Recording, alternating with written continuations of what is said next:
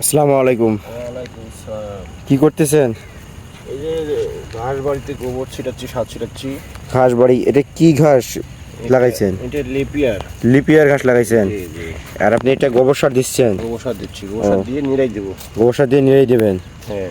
তো এই সার দিলে কি উপকারিতা হয় একটু জানাবেন? এইতে গোবর সার দিলে এই ঘাসের খুব দ্রুত বাড়ে এবং পানি ধারণ ক্ষমতা ধরে রাখে। এই গোবর সার দিলে মানে এই ঘাসটা দ্রুত বাড়বে, দ্রুত বাড়বে এবং পানি ধারণ ক্ষমতাটা ধরে রাখবে। পানি ধারণ ক্ষমতাটা ধরে রাখবে। তো এগুলো আবার নিড়াই দিবেন কবে? এরাই যে গোবর সারটা ছিটাই দেবো, শুকাই যাবে। হ্যাঁ, 2-1 দিনের মধ্যে আচ্ছা নিড়াই দেবো। নিড়াই দিয়ে ঢ্যাপ সামাই দেবো। আচ্ছা, 2-1 দিনের মধ্যে এই নিড়াই দেওয়ার পর ঢেপটা মারি দিলে হয়ে যাবে। পানি ব্যবস্থা তো বৃষ্টি অবস্থা আছে। আছেই। হ্যাঁ হ্যাঁ। তো এই সে ঘাস বড় হইতে কতদিন লাগে? 1 থেকে 1.5 মাস। 1 থেকে 1.5 মাস সময় লাগে। হ্যাঁ, 1.5 মাস সময় লাগবে। আসসালামু আলাইকুম। ওয়ালাইকুম আসসালাম।